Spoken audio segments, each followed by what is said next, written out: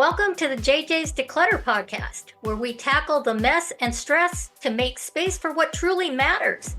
I'm Janis, here with Julie, and together we're sharing our best tips, tricks, and a little humor to help you declutter your home, mind, and life. Whether it's procrastination or piles of stuff, we're here to help you make real progress. Let's dive in. Welcome back, Clutter Crushers. This is the JJ's Declutter podcast, a fractured fairy tale edition where brooms fly, dust bunnies cry, and your favorite fairy tales get fabulously fresh makeovers.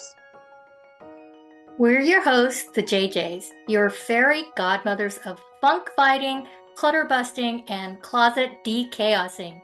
Today's tale is less about glass slippers and more about garment saving strategies. Yep, this one's got it all. Moth infestations, fabric frights, storage nightmares, and family drama stickier than a lint roller in July. So hang up your ball gowns, folks, because it's time for Cinderella and the Mothball Masquerade. We did good. Act 1, the grime before time. Once upon a grime, in a manor with more mess than majesty, lived Cinderella, our sweet, soot-scrubbing heroine who had a bigger chore list than a spring cleaning chart written in glitter ink. Cinderella, sigh. The only thing magical around here is how these dishes keep multiplying. Drizzy, one of the stepsisters. Oh, Cindy Pooh, I need you to unjam my jewelry armoire. I think my tiara is stuck under that pile of costume earrings from 1997. Grungella, one of the other stepsisters. Also, I may have accidentally grown a cheese civilization under my bed. Bring tongs. Cinderella didn't just do chores. She wrangled rodents, laundered layers of lace, and hand-washed heirlooms that hadn't seen soap since the last eclipse. Cinderella, note to self, petition the kingdom for better laundry legislation. Then came the day she discovered the closet of doom. Act 2, Closet Chaos and Carnage. Cinderella said, "Oh, by the thread of Thimblethwaite, there's a fluttering infestation of doom. Moths? In the heirloom closet?" Fabric-hungry moths swarmed like bargain hunters at a Black Friday sale. Tulle exploded. Velvets vaporized. Sequins shuddered. Those moths didn't nibble. They hosted a buffet, and all their family came. Cinderella, oh no, this isn't just disorganization. It's a textile apocalypse. Drizzy said, I thought those holes were avant-garde. Grungella said, I call it the Swiss cheese sophistication. Cinderella realized something important. If you don't tend to your textiles will rebel. She declared war on clutter, on moths, and on mildew-scented mystery capes. Act 3, Declutter Strikes Back. Cinderella said, okay, action plan. First, bag the sentimental sweaters. If I haven't worn it since the Royal Bake Sale, it's out. She made piles. Keep it if you wear it. Clean it if it's critter friendly. Donate with a may contain moths disclaimer. Side note, honestly, don't donate them, toss them. Charity shops are not set up to deal with infestations.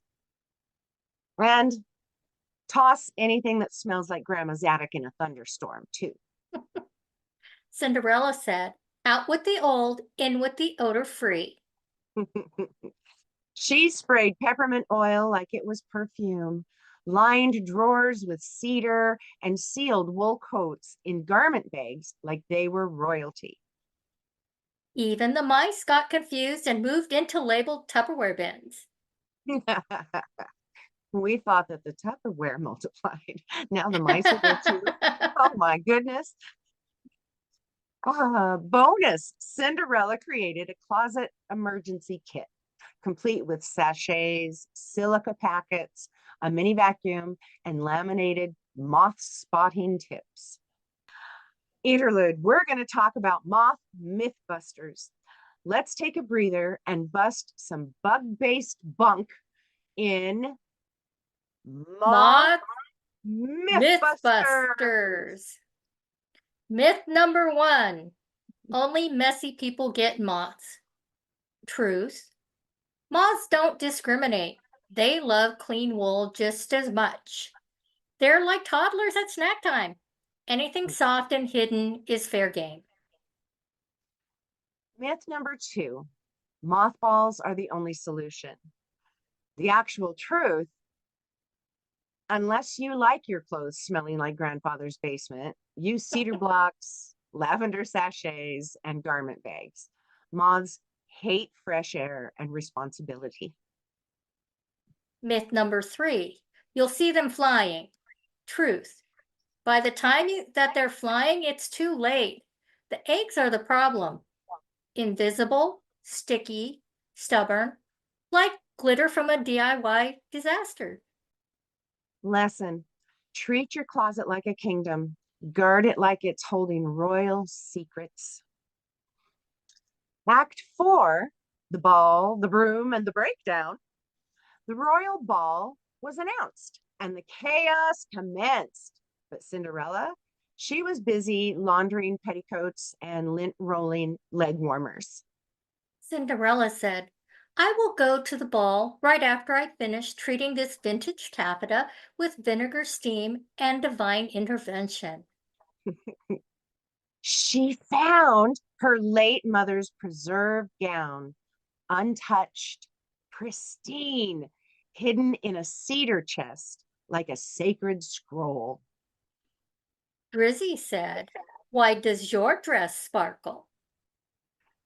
Cinderella replied, because I know how to properly store silk and I use vinegar rinse and maybe magic.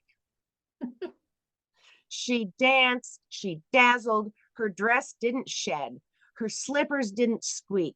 The prince was impressed. Closet confidence is the new royal etiquette. Act 5, the after party decluttering. After the ball, Cinderella didn't vanish. She went home to reorganize her seasonal wardrobe and do a color-coded laundry sort. For some reason, she felt like a piece of pumpkin pie after her carriage ride, but she didn't give in. She went straight to work. The prince arrived the next day, not with a slipper, but with questions. The prince said, do you use fabric-safe moth repellent? Cinderella replied, do I? I invented the lavender lockdown. They bonded over baskets and bins. She moved into the palace with clear bins, labeled hangers, and a zero hoarding policy. True love starts in a well-ventilated closet. So, bonus segment.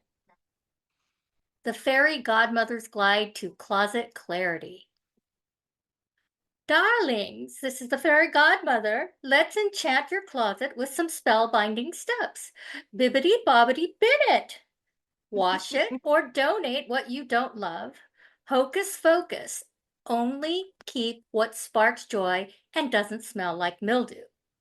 And rotate seasonal items like they're VIP guests at a ball. Absolutely. And try these pro tips. Clear bins equals clarity of mind. You still want to label them though. Garment bags, no bugs allowed. Dryer sheets in drawers, yes. Cheese platters in closets, no. That's a big no. So today we have learned that moths don't care about your fashion sense, but they do love felt. That closet chaos is curable with elbow grease, cedar oil, and some good old-fashioned decluttering courage. And that fairy tale endings are much more satisfying when your closet doesn't smell like a crypt. So let's get real. We know that this has been fun and funny and full of puns, but when you have moths that show up in your home, you need to act immediately. Yeah, it can really be devastating. We've had several people that we've helped declutter and coached, and they both had moth infestations, and it literally brought them to tears because once it's in one closet, it can spread to another closet and another room, and pretty soon they're all over the house. So the best thing to do is to keep vigilant, and if you see the moths flying around, try and isolate where they're coming from and get rid of them, and then vacuum everything. Take the items outside and brush them off, or with a lint brush, and you want to brush the seams because that's where the larvae will collect, and they're sticky. So you're going to want to not just shake them, but brush them. Right, right. And it is really important that when you use a vacuum and you have moths, you take the vacuum outside and then to dump out, if it's one without a bag, dump it out, clean that out with vinegar. And if it has a bag, you're just going to be removing the bag, but I would strongly suggest that you wipe that with vinegar also. Oh yeah, because they can live there, they can reproduce in your vacuum bag and then just fly out the hose. Right. So you need to make sure that you take care of the tools that you're using to clean also. And also, just fresh air and sunlight will help get rid of the larvae. Right, right.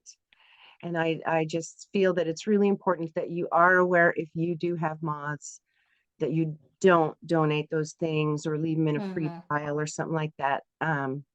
Just get rid of them. If you're not going to clean them for yourself, then just get rid of them, because it is like we said earlier that charity shops are not set up to deal with infestations, and it's really not. It's not a nice thing to introduce moths to them. To somebody else. That's right. Yeah. So it is, it takes a lot, and it's all the different fabrics. They like cotton, they like silk, they like wool, they like it all. They'll eat your cotton t-shirts. Yes. All those, sometimes those holes that you see in your t-shirts aren't just from being an old t-shirt. It could have been from moths. Right. So, and that's that's one of the other reasons that I never use the drawers in a hotel room. Just saying. So I guess with that, we're about at the end of our fairy tale. We do, if you have suggestions, wins, losses, frustrations with dealing with moths and things, please reach out.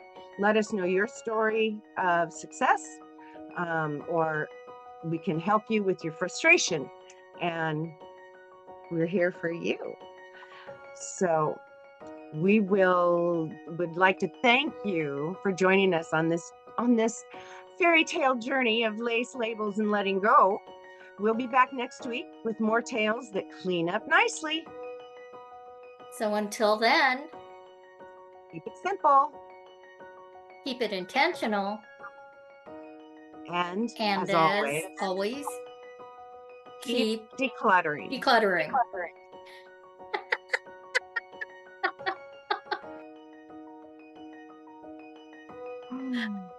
We're gonna get that one of these days.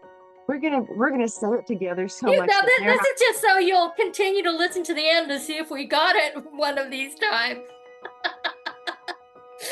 Thanks for joining.